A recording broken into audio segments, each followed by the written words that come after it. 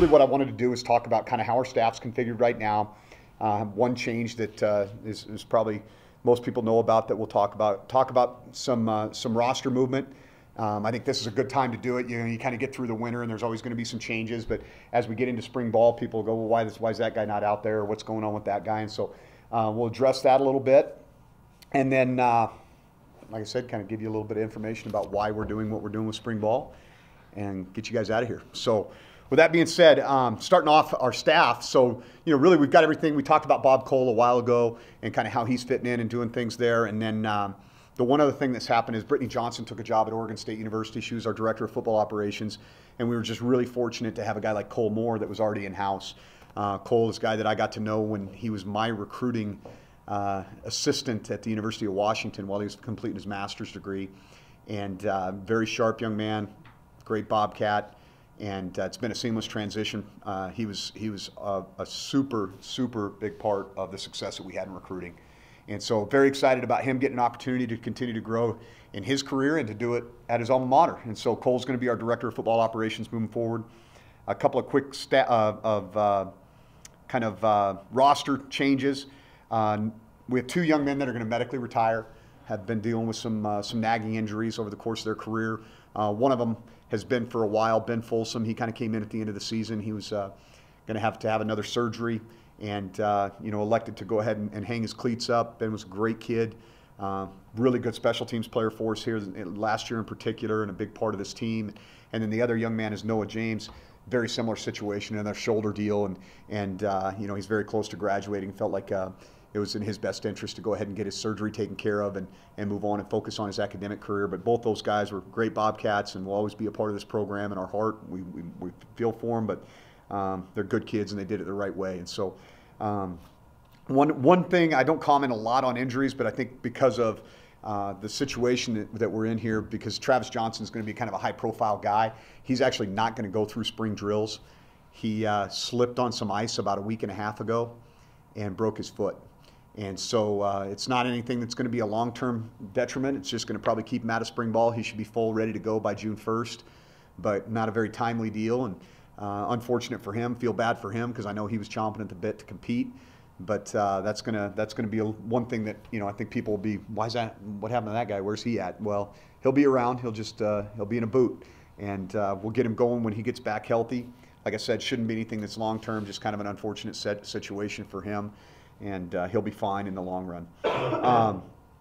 We do have a couple of guys that I think are going to be moving on. I think Eddie Vander, running back, is going to look to move on once the semester's completed, and then Braylon Evans is going to graduate in May, and then so he may or may not pursue some football opportunities as a graduate transfer. Just kind of depends. And so those are a couple guys that'll you won't see out there during spring ball. And other than that, I think we had an awesome winter. I think we had a great training block. We're walking into our third year of these guys knowing how to do things and how we work drills, and it's been a very smooth winter. Haven't had a lot of off-the-field issues, which is always I think a really kind of a telltale sign of where you're at in the program in terms of the level of discipline, and that's a positive for us. Our kids are focused on building on the academic success that they had. One of the things I was talking to Bill about the other day is you kind of look for these breakthrough moments, and you kind of look at your program, and you're trying to kind of decide when are we going to have that breakthrough as the flywheel's starting to spin, and we're trying to kind of have these breakthroughs. And I pointed out to him, I said, do you realize that in our first 6 conference games here, we were 0-6. In our last 10, we're 7-3, with losses by 1 to NAU, by 4 to Weber State, and then at Eastern Washington. And so I think that tells you the direction of the program's heading. We talked about the success against the University of Montana. We talked about the academic success and the strides that we're making there. But I think we're in a very positive place. I think we've got good leadership in our program, both our upperclassmen as well as our lowerclassmen. We've had really good stability in our staff. Only losing one guy, I think that is a big deal.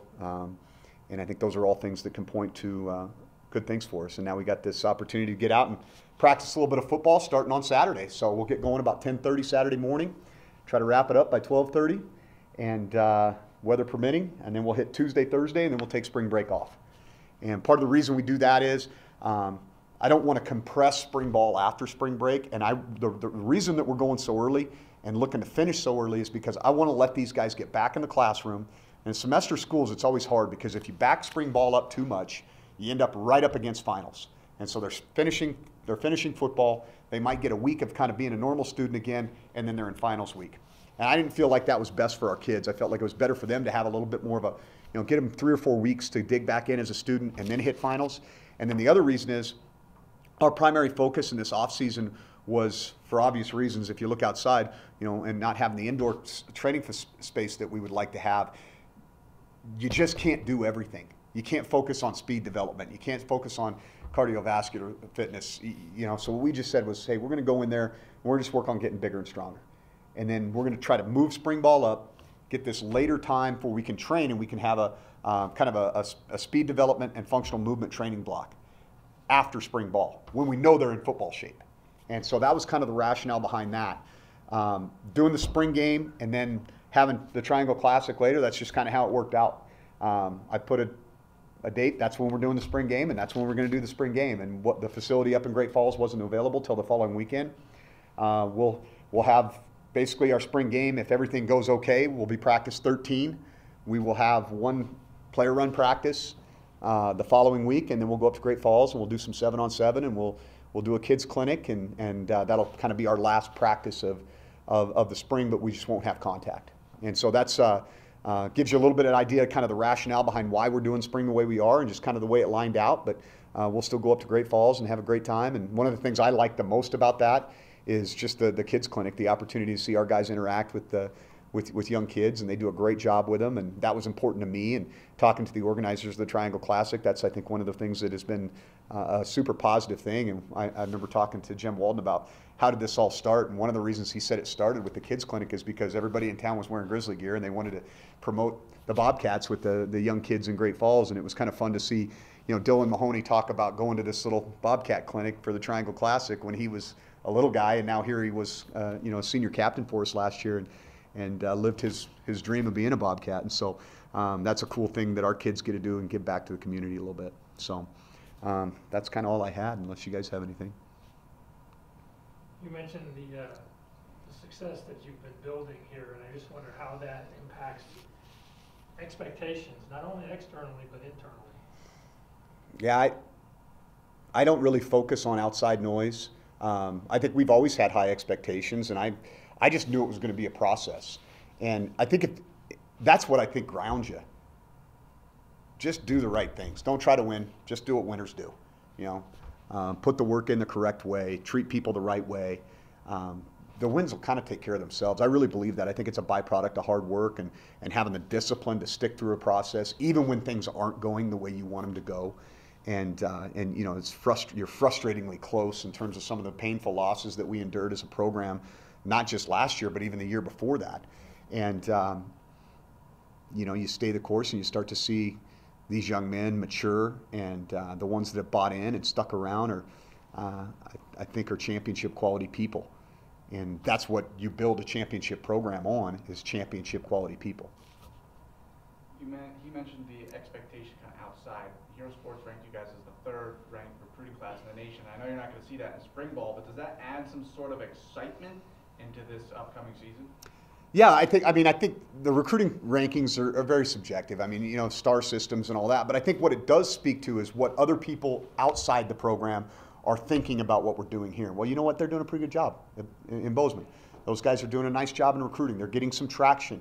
They're getting some really good players to take a look at that program, and they're being able to compete against other, very good programs. And so I think that's what that says to me. It's not that, rank us wherever you want to rank us, but I think that's people going, you know what? They're getting some good kids there.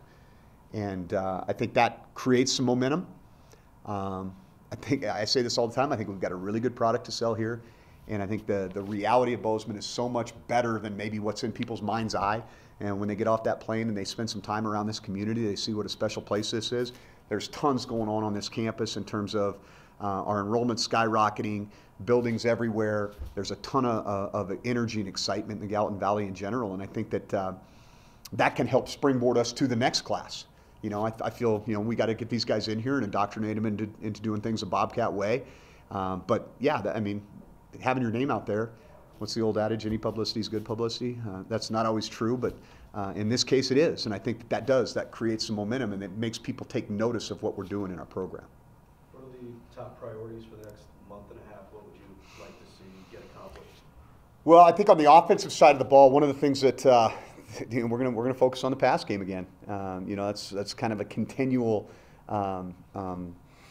area of emphasis for us until we get that right. And we've invested in the quarterback position. Unfortunately, we're not going to be able to see Travis go through spring ball, but also bringing in Bob to work with those guys and have you know, kind of a hand in how we structure that part of the game. And so I think that's a big deal for us. I think the focus in spring ball is always going to be on fundamentals. But the other thing for us is, you know, really finding who the guys that are going to emerge out of that true freshman that played but maybe didn't have a huge role. You know, I think one of the guys that I think about is like Tyrell Burgess. You know, where do we get that guy involved in the offense more? You saw, and then the redshirt freshman as well. And so, looking at a guy like Troy Anderson and saying, well, that guy had a huge role on our team a year ago.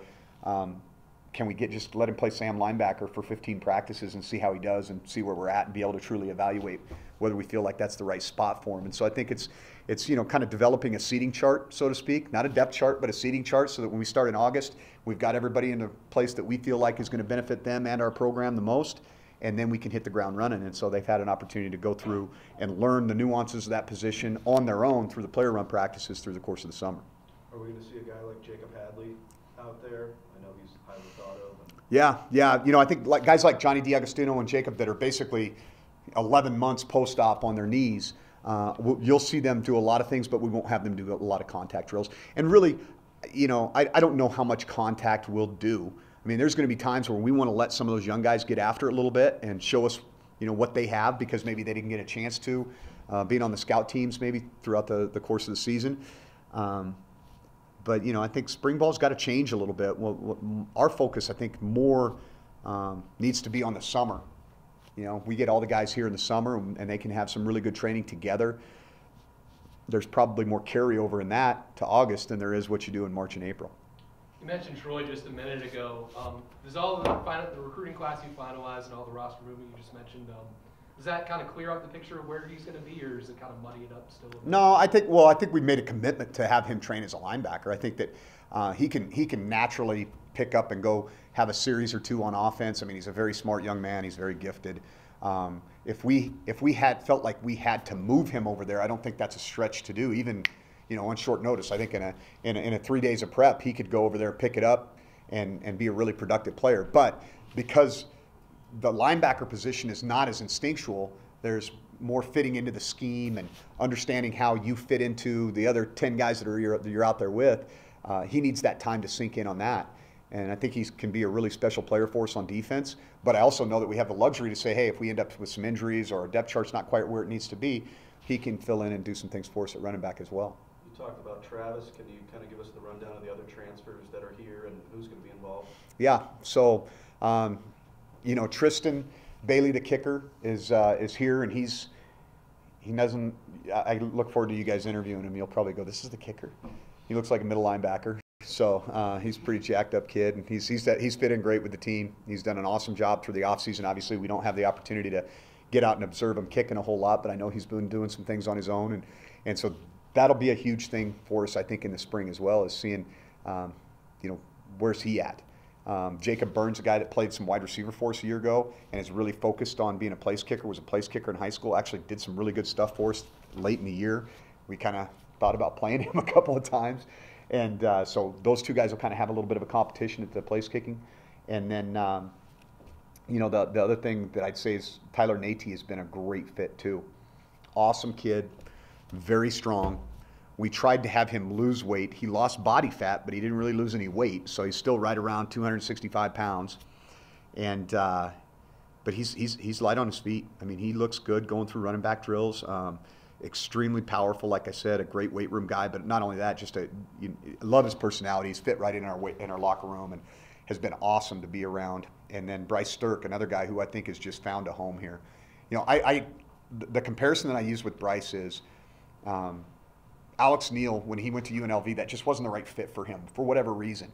And from the time he stepped on our campus, he just had a smile on his face, wearing his flannel, walking around. You knew, hey, Bozeman, Montana is where he was supposed to be. And Bryce is a lot that same way. You know, he just feels, you can tell he feels at home here. He's been awesome. He's strong. He looks good. I think he can be a part of our answer in terms of being able to get more pressure on the quarterback. And you know, with guys like him, Jacob Hadley, you know, there'll be some things that you'll see in the spring in terms of roster movement that I think you'll wonder what the heck are we doing there. You know, Michael Jobman is now 245 pounds. He played about 225 last year. We're going to move Michael from buck to inside linebacker. We feel like we need a bigger body there. You can see when Grant was healthy last year and played inside, he was a force for us. And so with Grant not going through spring ball, coming off a shoulder surgery, you know, we thought we'd see what we can get out of Michael. And Michael was a guy that played a variety of positions in high school. And so it'll be fun to see kind of how some of these guys come together, because, you know, you got Jacob Hadley, who you can throw out there at buck now. You got Bryce Stirk out there. Kyle Finch had an awesome offseason. And so there's going to be some interesting battles that I think you'll see. Maybe some guys that weren't necessarily household names last fall that are going to be really good Bobcats. What did you think when Tyler Natee first showed up here? What were your initial impressions? Yeah, he's a big dude. But you remember there was a guy named Craig Ironhead Hayward that was a really, really good running back for Pittsburgh, and then had a great career with New Orleans Saints. And it's kind of who, you know, you look at and you go, but he is light on his feet. I mean, he is not a sloppy 265 pounds. I mean, he's a put-together kid that is athletic, and he's sharp. I mean, he picks things up. I mean, he was a high school quarterback, and so that tells you kind of, you know, what he's capable of doing. How has Chris Murray kind of handled the reshaping of that? I think it's been really good for Chris Murray. I think it's been really good for him. I can see a level of leadership that I haven't seen up to this point with Chris, in terms of his, you know, taking charge and saying, hey, this is when we're going to throw, and this is when we're going to get together, and you know, being in the office and being around the coaches a little bit more. And so I think there's been a little bit of a sense of urgency in terms of his preparation, and I think that was an area where he could take a step. And so I'm excited to see him go out and do his thing in the spring, and you know, let that carry over into the summer. Is it frustrating for you not having Travis out there, or is this a great opportunity for those other guys? Well, I feel bad for Travis. You know, he's a great kid. You know, has kind of gone the yo-yo route already. Here he gets here and thinks, okay, this is my, you know, get a fresh start and get things rolling, and then this thing happens. And so, yeah, I'm frustrated that he's not out there in the spring, because I'd like to see what he can do. But I think a guy like Tucker Rovig is probably going, okay, I've been waiting for my turn anyway. And so, you know, I think that's I don't know. I mean, when I played team sports, I love my teammates, but if the guy that was in front of me on the depth chart went down, I didn't lose any sleep over it. That was my opportunity, and I was going to step forward and make the most of it. You mentioned all the linebackers shifting around. Where does Conkle kind of sit in? He's going to be our will linebacker, but Conkle, you know, so we're going to have a lot of guys that aren't going to go through spring ball. You know, you're not going to see Braden Conkle out there. He had an off-season surgery. You're not going to see, as I said, Grant Collins. You know, Josh Hill will be limited. We talked about Hadley and DiAgostino kind of being limited. You know, they don't give you any rings for winning spring ball. And so my objective is to let some of these young guys get some good work, focus on some of the, you know, in the passing game, some things that we can do without a lot of contact, work on our fundamentals, and just get the heck out of the field house and, you know, do something different for a few weeks, because it gets a little bit mundane when you're in here just pounding weight all the time. And so, you know, my ideas about spring ball have changed dramatically over the last 20 years. And How so? I just think the game's changed. I mean, the most important time is not spring. I mean, when I was playing, you did spring ball. Everybody left town. You come back in August and you get yourself in shape, and then you play. So the only banked reps that you had as a team were what you did in March, April, that type of year. Well, now, you know, 90 to 100% of our roster stays in town. So we can get a lot of really good work done all summer long and learn to practice without beating each other up. And, you know, I mean, last year, in the last 10 minutes of our spring game, we lost a guy who was arguably our best defensive player through spring ball to a season-ending injury. Well, that tore my guts out. Not only was it a meaningless game, scrimmage, in the grand scheme of things. It wasn't even in the season. And so if I'm going to lose a kid, I want to lose them on Saturday. And that's the nature of the game is you're going to have injuries. But what you don't want to do is cost your guys opportunities to compete because their careers are so short. And so I think we just got to be aware of that. And we got to get what we got to get done. You know, like I said, if anything, it's just breaking up our training block during the spring. And we'll get some good work. I mean, there's going to be some contact. But, you know, let's let the young guys fly around and see what they can do. Let's make sure the old dogs stay healthy and sharpen the saw a little bit. And let's work on our weaknesses. And that's what I think we're trying to get done. Given the changes that you talked about, could you, and what you can get done, could you do away with spring ball and be fine with that as long as everybody else is? If they would let us use a football during our off-season training, yes, you could. I think. I laugh because we got to use tennis balls to snap and all this because they won't let you use a football. It's like saying, okay, you can go practice basketball, but you can't have a basketball, or you go practice tennis, but no tennis balls involved. So I mean, the NCAA's got bigger fish to fry than that right now, so I don't think I'll worry about that. But I really do think that if they said, hey, you can have whatever 20 off-season training opportunities where you can use a football, you could basically do away with spring ball. But that may not be a popular thing to say, but I think you probably could. I'm curious, in the time that you've been moving around since the third week of November, moving around Montana, do you sense a different tenor among Bobcat supporters with where the program is now versus the rebuilding? I think there's a lot of really positive energy around our program. I do. I think that people recognize that kind of the upward trajectory of the program, and that's something that the Bobcat faithful around the state of Montana and really around the Northwest have locked into. Like there's good energy here. We've got a lot of really good young players. There's a lot made about the recruiting class that we're bringing in. I think in order to do this, when you're rebuilding a thing, you got to stack 3 on top of them. And we were really fortunate. In our first class, in a short cycle, we were able to get some exceptional players. And then last year's class, I thought was as good as we could get. And a lot of it was because we had such good in-state talent. This year I was concerned because I felt like the state of Montana, there weren't as many kind of FCS players out there this year. And like anything else, it comes in cycles. But yet we were able to put our attention on the Northwest still and get some really good players out of Washington and Oregon and then into California. And so having the ability to stack those 3 classes on top of one another, I think that's what churns the program, because now pretty much everybody here is our guy, if you get what I'm saying. And they're in. They're not dipping their toe in the water. They're in. And I like our kids. I like how they work. I like how they treat each other. I like how they handle their business. I like how they compete. I think they're a tough group of guys. And I think that's what it takes to win. And so it's taken a little bit longer maybe than some people would have liked, but I think the foundation is going to be such that it's going to carry itself forward. Do you sense then even like a subtle difference in the mindset among the players when they're... I don't think it's subtle. No, I think it's dramatic. Yeah, this is night and day from where we walked in here 2 years ago. Our kids, they know this is what we're wearing to work out every day. There's no telling kids to take their earrings off or take their neck. That stuff's done. That stuff's left in the locker room. And they know when it's time to come to work, they come to work. And they know the discipline that it takes. If you could have been out there this morning and seen, it was like cows on ice. We're on a frozen piece of concrete out there on that field. Most guys, the places I've been, if you took a group of kids from Florida out there, they'd have been like, we're not doing this. Our guys didn't say one word. They just went to work. Sliding around, do whatever they got to do. And that's just, that's what I love about them. I think they've got a good mindset. They know how to work, and they like each other, and that's what college athletics is about, is developing those lifelong relationships and learning how to do something that not everybody else can do. So does September seem far away then when you've got that kind of mindset? I can't wait to see these guys in the summer. I'm excited to see them.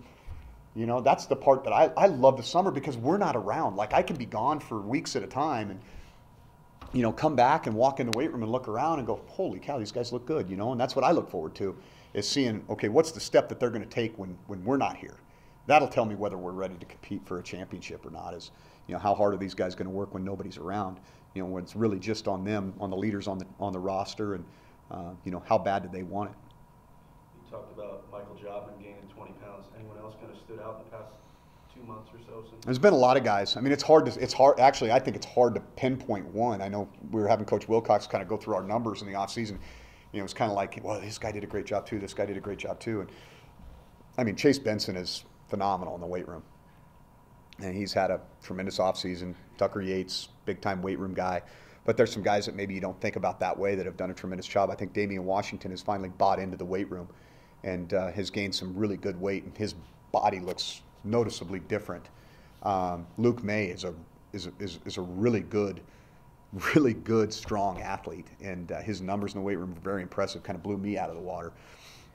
Just those are a couple DB guys. Willie Patterson, who I think was kind of feeling his way through his freshman year, his first semester, and he's had a really good offseason and kind of taken that next step, and I think is, you know, really committed to what we're doing here now. And so, as you know, young guy there. And I mean, it's fun to see these kids do their thing. You know, they've kind of bought in, and I think they're seeing the fruits of their labor, and it'll be exciting to see them move around a little bit in the spring. All righty. Oh, one other thing. I'd be remiss if I didn't mention this. Colin Hammock is a presidential scholar, which is a big deal. He got a presidential scholarship here from Montana State that, you know, he had to go through a long application, face-to-face interviews, and he's a guy that's, you know, he's been kind of a backup guard for us. He's played some for us, but he's a really exceptional young man. And I think that sometimes we get so focused on what's going on over here, you forget about guys like Mitch Herbert and what a special person he is. And, you know, a guy like Colin Hammock, who's our student athlete advisory committee representative, and just wanted to tip my hat to him for that great accomplishment. I don't know how many we have. I think the email I got said he was one of the first to receive this particular presidential scholarship. And was very complimentary of him and him going through the interview process. So anyway, I think that's kind of cool, and I don't think we should forget about guys like that are doing some phenomenal, exceptional things outside of the field of play as well. So thank you guys for your time. Thank you. Thank you.